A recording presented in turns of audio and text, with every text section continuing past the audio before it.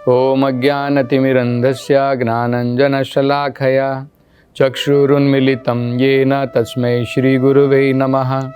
नमो विष्णुपदाय कृष्णप्रेष्ठाय भूतले श्रीमते भक्तिवेदान्तस्वामिन् इति नामिने।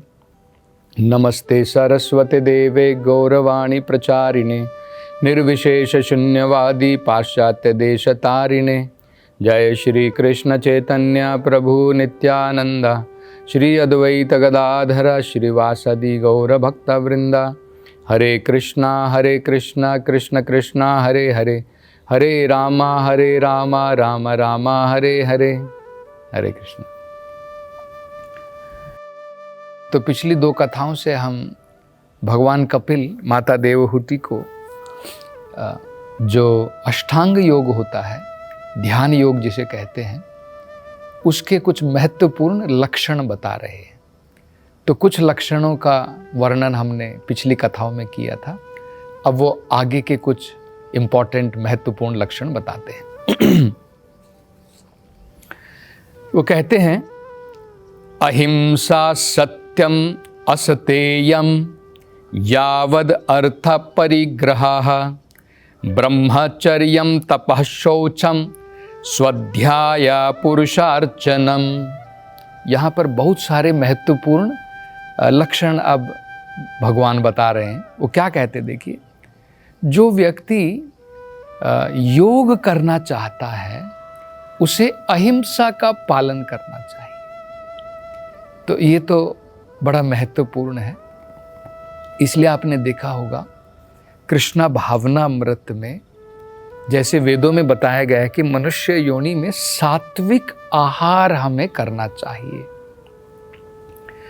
तो अगर हम धीरे धीरे मांसाहार जिसे तामसिक और राजसिक बताया जाता है उसका त्याग कर पाएंगे तो हमारे जीवन के लिए भला होगा, क्योंकि हम आध्यात्मिकता में प्रगति कर पाएंगे। क्योंकि एक बड़ा महत्वपूर्ण लक्षण योग का क्या है? अहिंसा। तो ये एक बड़ा महत्वपूर्ण है। अहिंसा दो प्रकार की होती है। एक तो शरीर के ऊपर जो हमारे लिए नहीं है भोजन, उसके ऊपर हम हिंसा करके अगर उसका सेवन करते हैं वो हिंसा बताया जाता है। तो अहिंसा का मार्ग अपनाना है। दूसरी हिंसा बताई जाती है जो आत्मा के ऊपर होती है। मतलब अगर हम लोगों को एक अवसर प्रदान नहीं करते हैं कि वो उनकी आत्मा संसार से मुक्त हो सके, तो वो भी एक प्रकार की हिंसा है। हमें लोगों को अपॉर्चुनिटी, अवसर प्रदान करना चाहिए। अगर मान लो अगर सरकार लोगों को ये अवसर प्रदान नहीं कर रही है कि लोग धर्म का पालन करके इस भौतिक संसार से मुक्ति की प्राप्ति करें, तो गवर्नमेंट जो है हिंसा कर रही है। अगर वो ऐसा करती है तो ये हमें समझना, हिंसा के दो मतलब होते हैं, एक शरीर के ऊपर, एक आत्मा के ऊपर। तो जो हमारे लिए नहीं है उस शरीर का अगर हम उसको मारते हैं और अपने लिए प्रयोग करते हैं, उसे भी हिंसा कहते हैं।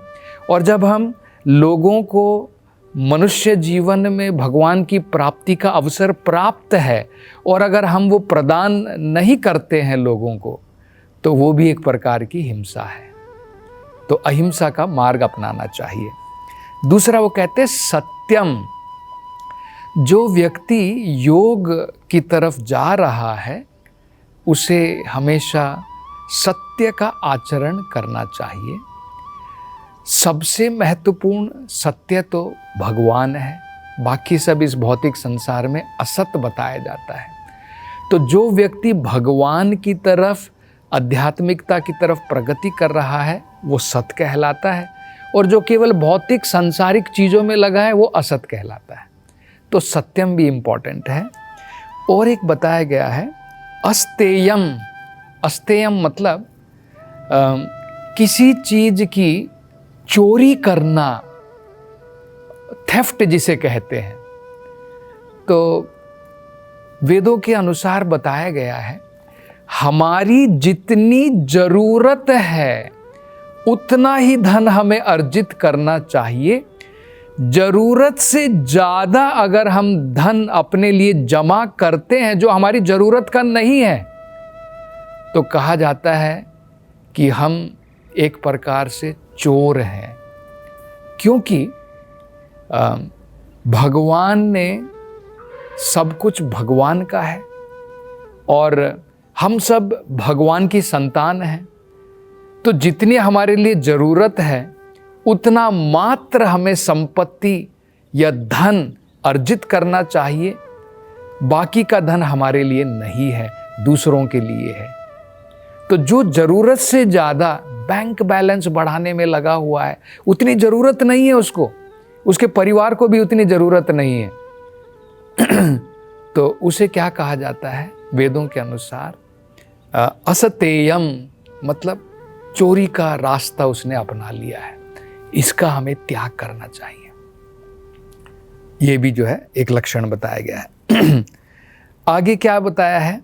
यावद अर्थ परिग्रहाः, वही चीज़ बताई गई है कि चोरी नहीं करनी है, लेकिन जो हमारे लिए ज़रूरी है केवल उतना ही हमें जमा करना है, ज़रूरत से ज़्यादा हमें संग्रह नहीं करना है। आपने देखा होगा चिड़िया जो है, आपने ये उदाहरण देखा होगा, अगर मान लीजिए सड़क के ऊपर एक बोरी पड़ी है, एक चावल की, अनाज की बोरी, सैक जिसे बोलते हैं, अगर वो थैला वहाँ पर पड़ा हुआ है, चिड़िया आएगी, जितनी उसको ज़रूरत है खा करके उड़ जाएगी। मनुष्य आएगा, वो सारा थैला उठा करके लेके जाएगा। ये नहीं देखेगा कि मुझे ज़रूरत है 4 चपाती की, भाई ठीक है 4 चपाती के लिए जितना अनाज चाहिए उतना ले जाऊंगा, पूरा थैला जमा करके लेके जाएगा। तो इसे जो है, इसका हमें निवारण करना है, इसका हमें त्याग करना है। ये भगवान कपिल बता रहे हैं। और क्या कहते हैं? ब्रह्मचर्य, ये भी बड़ा महत्वपूर्ण है। जब भक्ति वेदांत स्वामी प्रभुपाद अमेरिका में प्रचार के लिए गए थे, तो कुछ योगी भारत से विदेश में गए थे और इन योगियों ने जो है वहाँ पर पोस्टर लगाए हुए थे कि तुम जो मर्जी जिंदगी के अंदर में तुम्हें जो है जिस प्रकार की ऐश करनी है, मौज करनी है, और यहाँ तक कि मैथुन में भी लगना है, सेक्स लाइफ में भी लगना है, कोई प्रॉब्लम नहीं है, केवल तुम योग का अभ्यास साथ साथ में करते रहो। लेकिन यहाँ पर हम देख रहे हैं कि ऐसा नहीं है। योग का अभ्यास अगर हम करना चाहते हैं, उसके लिए ब्रह्मचर्यम अत्यंत महत्वपूर्ण है। किसी भी प्रकार के मैथुन कार्य में नहीं लगना है। तो मैथुन कार्य जो है उसकी डेफिनेशन क्या है, उसकी परिभाषा क्या है, ये भी बड़ी महत्वपूर्ण है। तो एक संत थे, एक महान साधु थे, यज्ञवल्क्य, उन्होंने बड़ी सुंदर परिभाषा दी है वेदों के अंदर में। वो देखिए क्या कहते हैं। कर्मणा मनसा वाचा सर्व अवस्थासु सर्वदा सर्वत्र मैथुनो त्यागो। मतलब कर्मणा, अपने कर्म में भी हमें मैथुन नहीं करना चाहिए। किसी भी प्रकार की काम वासनाओं के द्वारा हमें जो है इस प्रकार का कार्य नहीं करना चाहिए। अंग्रेजी में मैथुन को सेक्स कहते हैं, सेक्स लाइफ। तो इसका हमें त्याग करना चाहिए। कर्मणा, कर्म के द्वारा। मनसा, तो कई बार लोग सोचते हैं कि मैं कर्म में नहीं कर रहा हूँ, मन में जो है बुरे विचार रख लेता हूँ। पुरुष स्त्री के बारे में सोच रहा है, स्त्री पुरुष के साथ में संभोग के बारे में सोच रही है, और हम लोग सोच रहे हैं कि हम लोग योग करेंगे। वो पॉसिबल नहीं है। तो मन से भी मैथुन का त्याग, कर्म से भी मैथुन का त्याग, और वाचा, हम जो शब्दों में बोलते हैं उसमें भी इस प्रकार का जो है कुछ नहीं होना चाहिए, उनका भी हमें त्याग करना है। तो कर्मणा मनसा वाचा। और क्या कहते हैं? सर्व अवस्थासु, हर एक परिस्थिति में। ऐसा नहीं कि कुछ परिस्थिति में हम कर सकते हैं, नहीं, हर एक परिस्थिति में त्याग करना है, सर्वदा हमेशा उसका त्याग करना है और सर्वत्र हर एक जगह पर उसका त्याग करना है। इसको ब्रह्मचर्य कहा जाता है। तो योग के लिए ब्रह्मचर्य का पालन बड़ा महत्वपूर्ण है। एक और जो ध्यान पूर्वक समझने लायक बात यह है, अष्टांग योग के लिए केवल जो व्यक्ति अखंड ब्रह्मचारी है, मतलब उसने न मन के द्वारा, न कर्म के द्वारा, न वचनों के द्वारा, और ना ही उसने कभी गृहस्थ जीवन में प्रवेश किया हो, केवल वही व्यक्ति अष्टांग योग जो है कर सकता है। ये जो है बताया गया है। केवल भक्ति योग मात्र में गृहस्थ रह करके भी जो ब्रह्मचर्य का पालन करता है, गृहस्थ में भी व्यक्ति ब्रह्मचर्य का पालन कर सकता है। कैसे? जब मैथुन का प्रयोग केवल संतान की प्राप्ति मात्र के लिए किया जाता है, तो वो व्यक्ति गृहस्थ में रह करके भी ब्रह्मचारी है। क्योंकि ये तो भगवान स्वयं बताते हैं भगवद गीता में। भगवान कहते हैं, धर्म अविरुद्धो कामोस्मि। जो काम, जो मैथुन धर्म के विरुद्ध नहीं है, भगवान कहते हैं वो मैं स्वयं हूं। तो ये जो है केवल भक्ति योग में मात्र हम देख सकते हैं। अन्यथा व्यक्ति को जो है पूर्ण रूप से ब्रह्मचारी रहना पड़ता है अगर उसे जो है अष्टांग योग का अभ्यास करना है। तो ये होता है ब्रह्मचर्य का मतलब। तो ब्रह्मचर्य का पालन करना है। और क्या है? तपः, जो वेदों के अंदर में अनेकों प्रकार की तपस्याएं दी हैं। जैसे सवेरे जल्दी उठना एक प्रकार से तपस्या है। अभी जैसे मानो सर्दी का सीज़न चल रहा है, तो हमें लगता है कि मैं बिस्तर पर पड़े रहूं, 8-9 बजे तक सोते रहूं, तो वो एक तपस्या है, एक प्रकार की ऑस्टेरिटी है। हमारे शरीर को थोड़ी इनकन्वीनियंस ज़रूर होगी। हम सवेरे उठ कर के स्नान करके अपना समय अगर आध्यात्मिक प्रगति के लिए लगाएंगे, लेकिन वो महत्वपूर्ण है मानव जीवन में। मानव जीवन तपस्या के लिए बना है और तपस्या के द्वारा हमारा अस्तित्व शुद्ध होगा, हमें फल मिलेगा। तपस्या बेकार नहीं जाती है। जो हम तपस्या करेंगे उसके द्वारा हमारा जीवन, हमारा अस्तित्व जो है शुद्ध हो जाता है। तपो दिव्यम पुत्र केन येन शुद्धेत। ये जो है ऋषभदेव बताते हैं, अपने पुत्रों को प्रचार करते हुए कहते हैं, मनुष्य जीवन तपस्या के लिए बना है, उसके द्वारा हमारा अस्तित्व शुद्ध होता है। तो तपो भी इम्पॉर्टेंट है। शौचम, और हमारा मन, हमारे विचार और हमारा तन सब शौचम क्लीन होना चाहिए। शरीर के द्वारा जब हम शौच को जाएं, उसके बाद में हमें स्नान करना चाहिए, तो हम बाहरी रूप से क्लीन हो सकते हैं। मन में हमें अच्छे विचार रखने चाहिए, आध्यात्मिक विचार रखने चाहिए और भगवान के नाम का जप करना चाहिए। तो उसके द्वारा हमारा अंदर का भी जो है इंटरनल क्लीनलीनेस भी हो जाता है। तो विचारों में, हमारे व्यवहार में, हमारे कर्म में हमें क्लीन रहना है, स्वच्छ रहना है।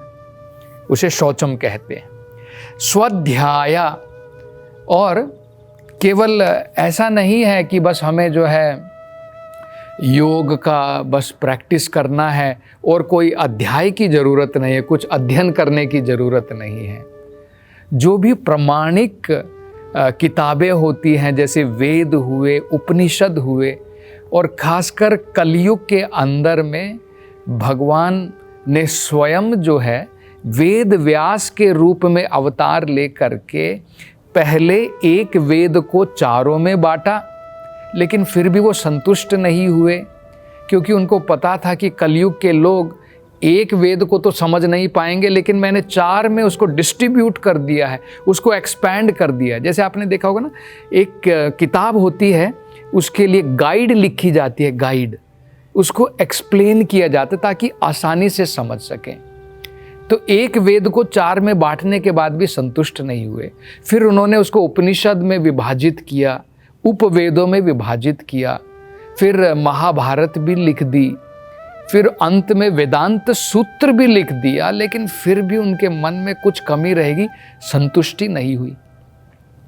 तब नारद मुनि आए और उन्होंने उनके असंतुष्टि का कारण बताया।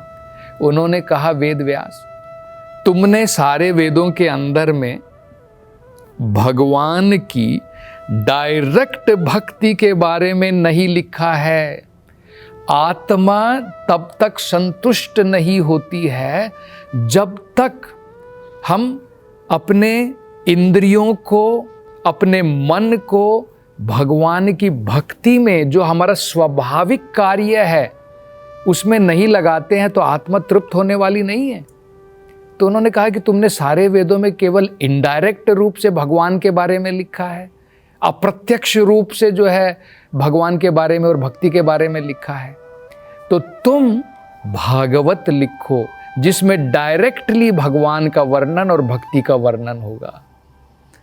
तब जाकर के तुम्हें भी संतुष्टि मिलेगी, तब जाकर के सभी लोगों को जो उसको पढ़ेंगे उनको भी संतुष्टि मिलेगी। तो इसे क्या कहते हैं? इसे कहते हैं स्वाध्याय। हमें जो है इस प्रकार की पुस्तकें जैसे भगवत गीता, भागवत, इनका अध्ययन जरूर करना चाहिए। कुछ समय जरूर निकालना चाहिए, आधा घंटा, 1 घंटा, जब हम भागवत कथा का श्रवण कर सकें। अगर हम पढ़ नहीं सकते हैं तो कम से कम प्रामाणिक जगहों से भागवत कथा सुननी चाहिए। ये महत्वपूर्ण है, प्रामाणिक जगह से हमें सुननी चाहिए।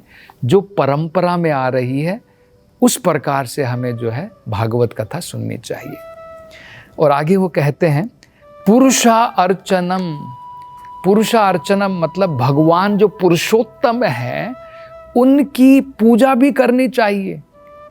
देखिए, जो आजकल हमने देखे हैं, जो योगी जो कहते हैं, वो सोचते हैं कि हमें अपना मन किसी निराकार के ऊपर लगाना, लेकिन हम यहाँ पर देख रहे भगवान कपिल, यहाँ तक कि पतंजलि महर्षि, वो भी यही बताते हैं कि मन को जो है कंट्रोल करके पुरुषा अर्चनम, भगवान की हमें जो है उपासना करनी। अर्चनम का मतलब होता है पूजा करना।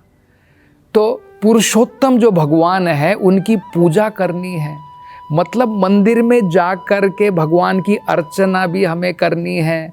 केवल हम सोचे कि हम केवल योग कर लें तो उससे हो जाएगा। भगवान कपिल कह रहे हैं कि वो मात्र नहीं है, एक महत्वपूर्ण लक्षण है पुरुषा अर्चनम।